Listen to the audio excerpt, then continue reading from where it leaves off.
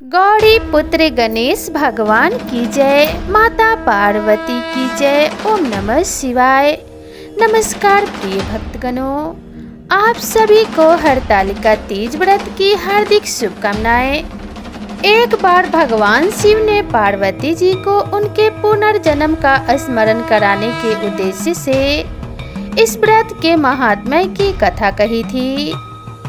श्री भोले शंकर बोले, हे गौरी, पर्वतराज हिमालय पर स्थित गंगा के तट पर तुमने अपनी बाल्य अवस्था में 12 वर्षों तक अधोमुखी होकर घोर तप किया था।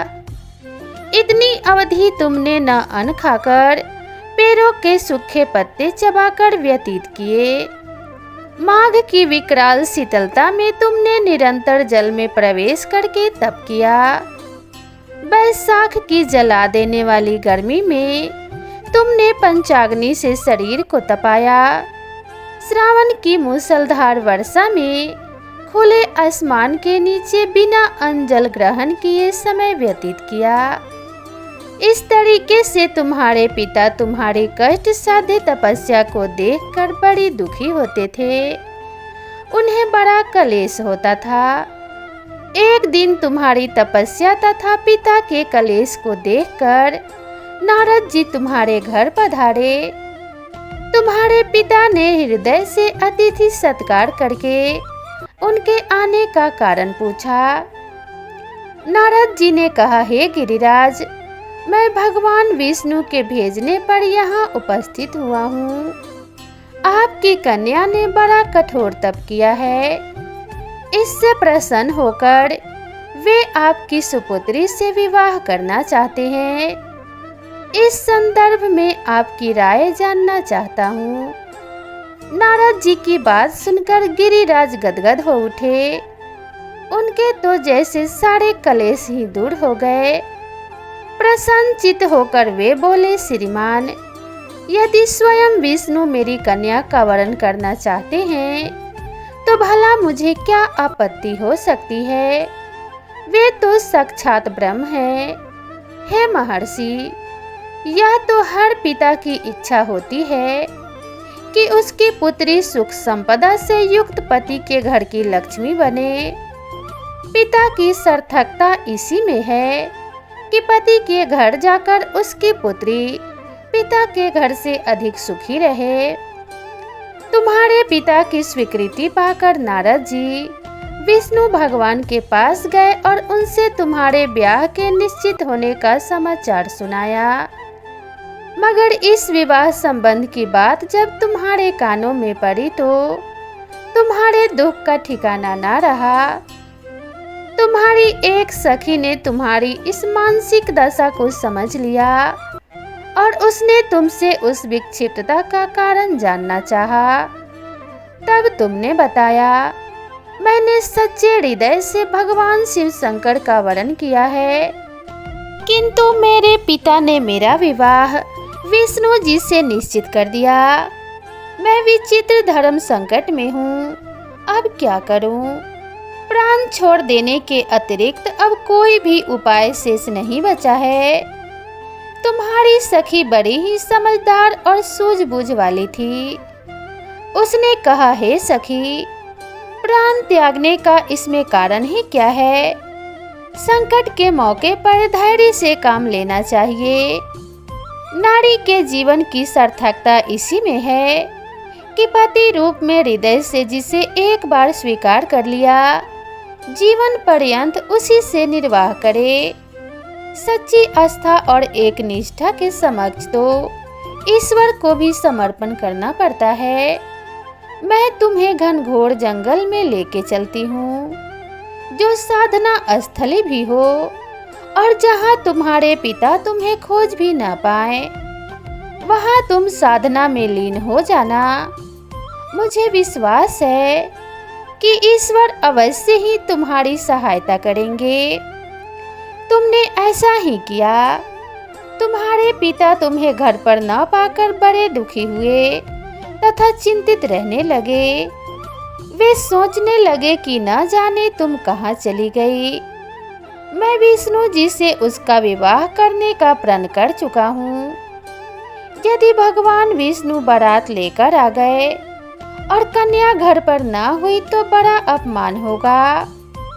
मैं तो कहीं भी मुंह दिखाने के योग्य नहीं रहूंगा।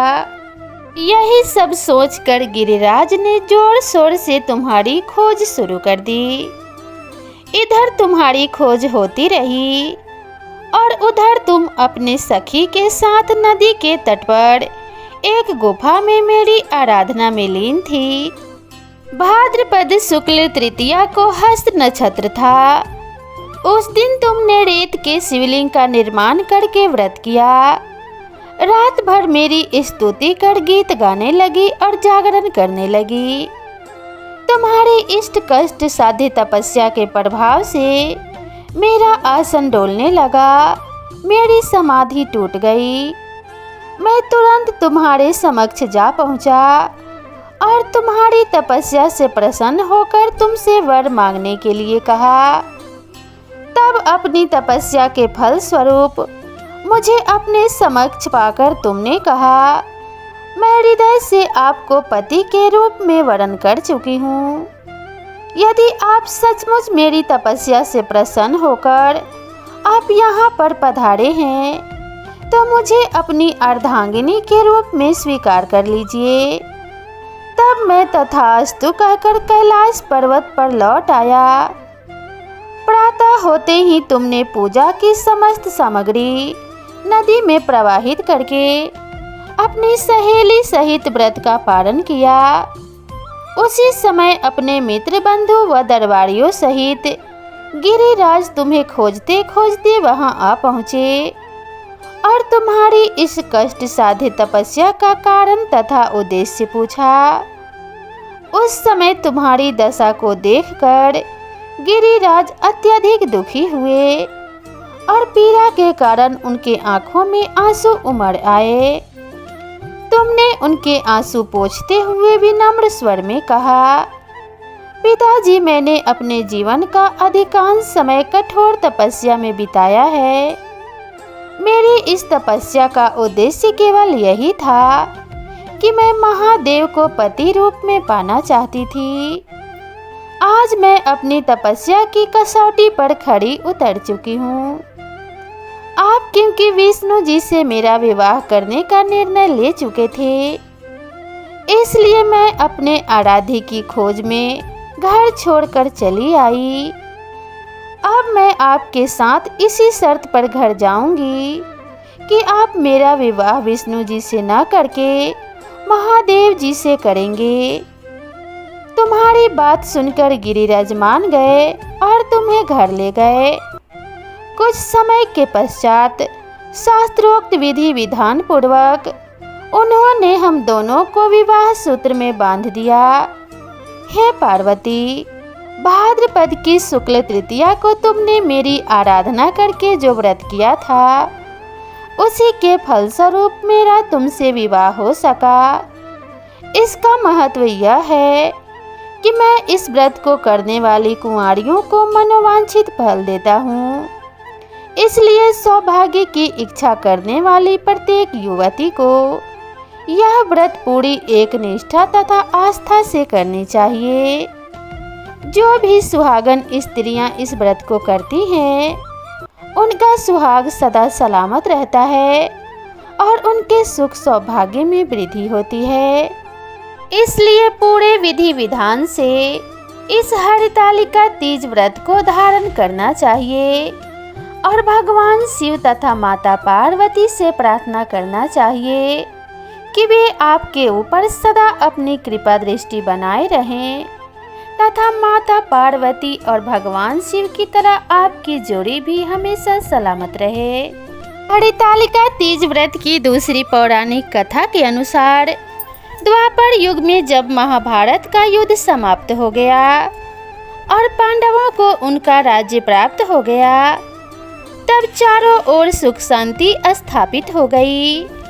भगवान श्री कृष्ण अपने राज्य द्वारिका चले गए थे। बहुत दिनों के पश्चात एक दिन भगवान श्री कृष्ण स्वयं ही पांडवों से मिलने के लिए हस्तिनापुर आए। तब पांडवों ने उनका बहुत सत्कार किया फिर द्रौपदी ने श्री कृष्ण से पूछा कि हे माधव, आप आदि मध्य अंत से रहित हैं। आपकी माया का कोई पार नहीं है। आप सर्वज्ञ हैं और आप ही परमेश्वर हैं। आप मुझे कोई ऐसा उपाय बताएं जो हम स्त्रियों को समस्त प्रकार के रोग व शोक और पापों से मुक्ति प्रदान करे और सुख शांति प्रदान करे। आप कोई ऐसा उपाय बताएं जो हमको धर्म मार्ग में प्रेरित करे।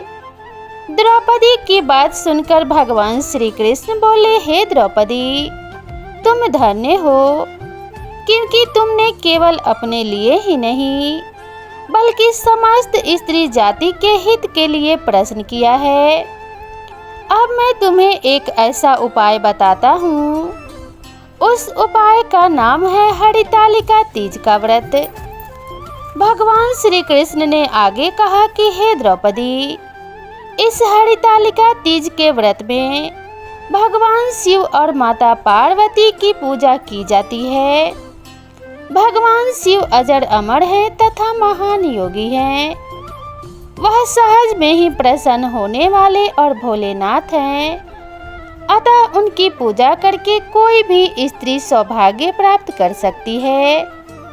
भगवान श्री कृष्ण ने कहा कि हे द्रौपदी, अब मैं तुम्हें वह प्रसंग सुनाता हूँ जिसके आधार पर यह व्रत किया जाता है।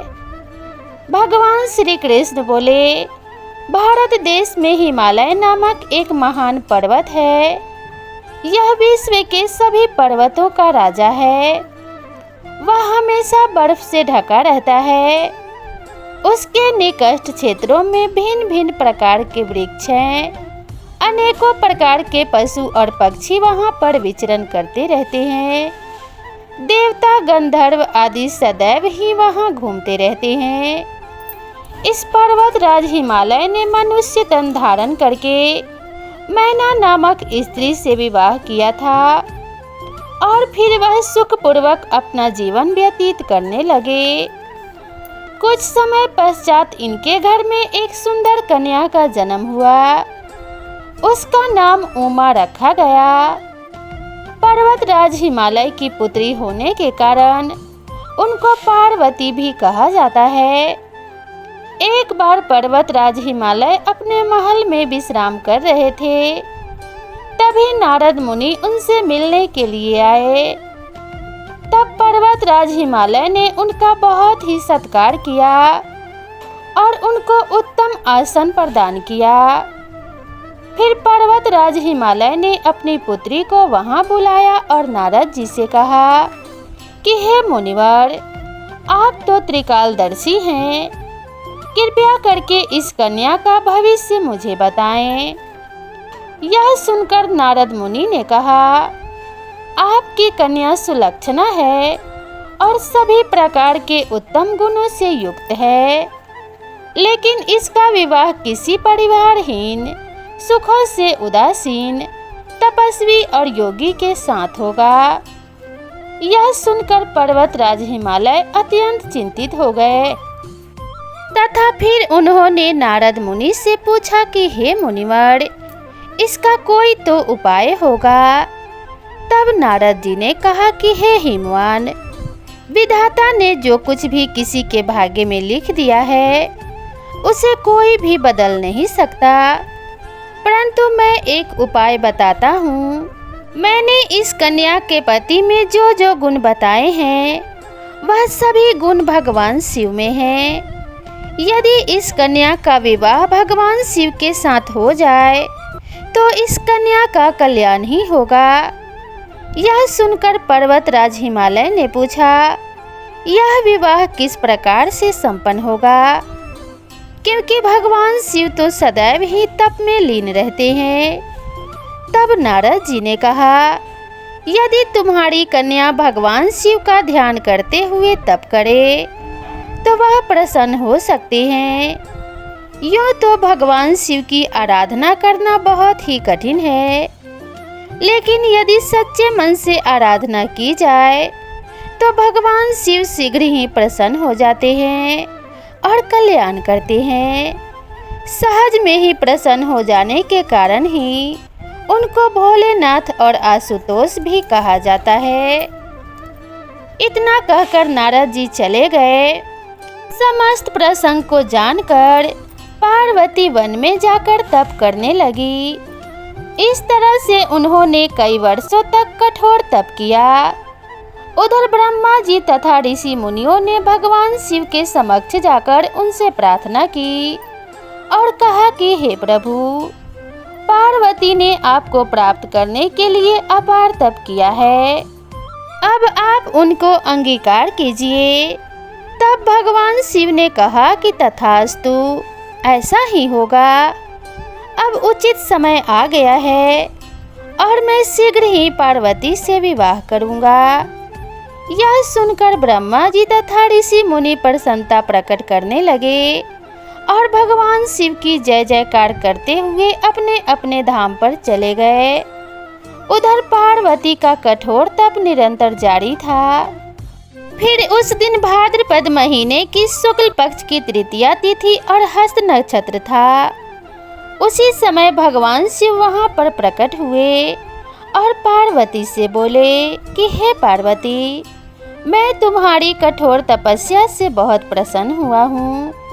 अब तुम मनवांछित वर मांग लो।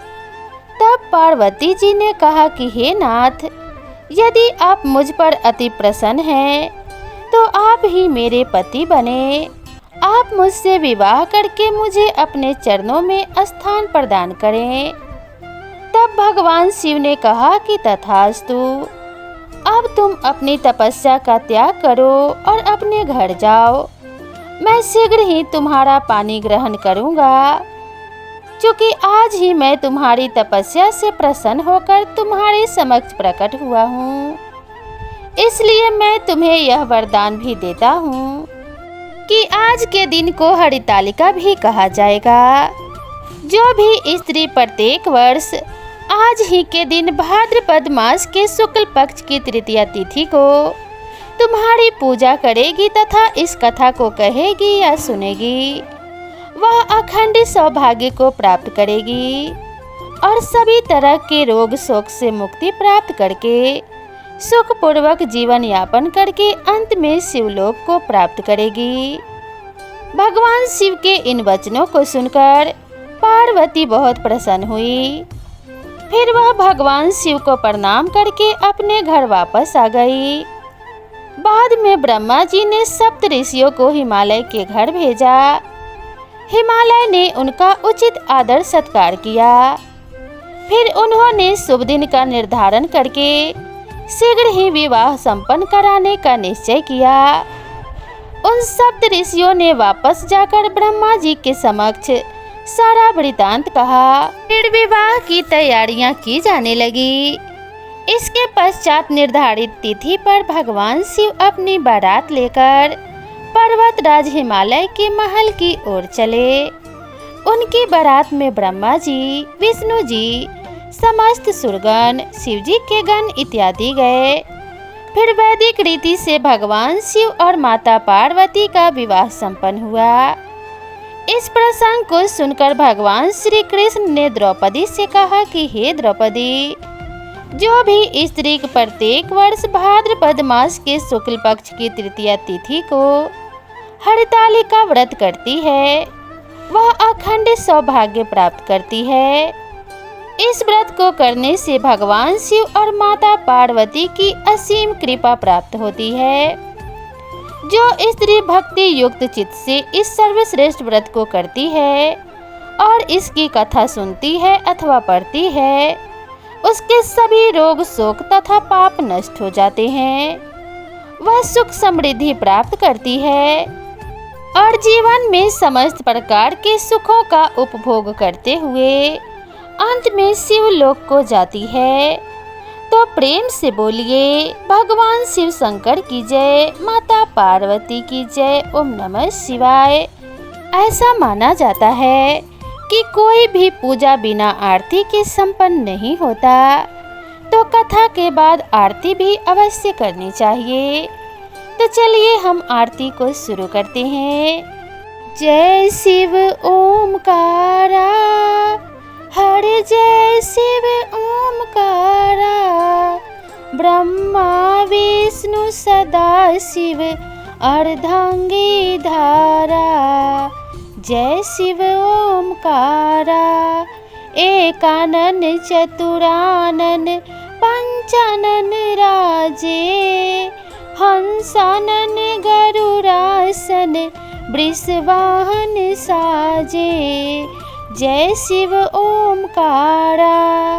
दो भुज चार चतुर्भुज 10 भुज ते सोहे।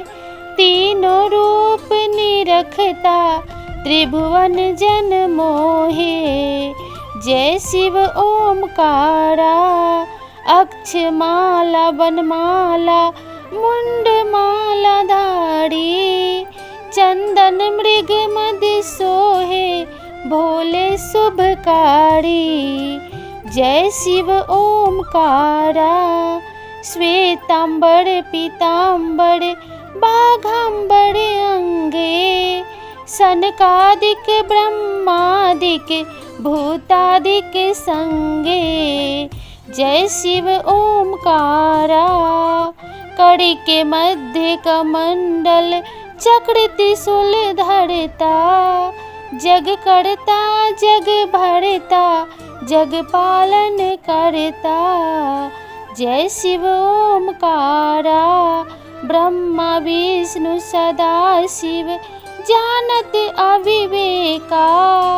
प्रणवाक्षर के मध्य ये तीनों एका। जय शिव ओमकारा। त्रिगुण शिव जी की आरती जो कोई नर गावे। कहत शिवानंद स्वामी सुख संपत्ति पावे। जय शिव ओमकारा। मन वांछित फल पावे। जय शिव ओमकारा। प्रेम से बोलिए माता पार्वती की जय। ओम नमः शिवाय। दोस्तों, मैं आशा करती हूँ कि आप सभी को हरतालिका तीज व्रत की यह कथा ज़रूर पसंद आएगी। कथा पसंद आए तो वीडियो को एक लाइक ज़रूर करें और साथ ही अगर आप मेरे चैनल पर पहली बार आए हैं तो चैनल को सब्सक्राइब करना ना भूलें। तो दोस्तों, मिलते हैं इसी तरह की नई कथा और नई कहानी के साथ। तब तक भगवान शिव और माता पार्वती का आशीर्वाद आप सभी भक्तगणों के ऊपर बना रहे और आपके घर में धन वैभव और सौभाग्य की वृद्धि होती रहे। इसी कामना के साथ आप सभी से विदा लेती हूँ। मिलती हूँ नेक्स्ट वीडियो में। तब तक के लिए राधे राधे।